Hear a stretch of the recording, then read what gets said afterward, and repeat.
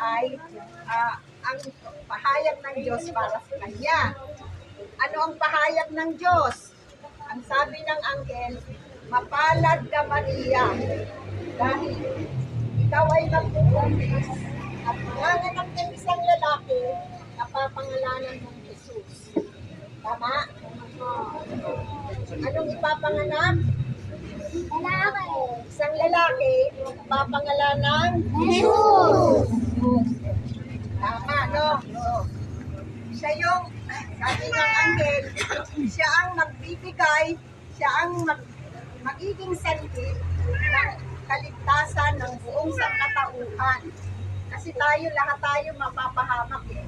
Pero ibinigay ng Diyos ang kanyang anak para ipanganak siya ng isang dalaga, virgin siya. Ibig sabihin wala siyang asawa,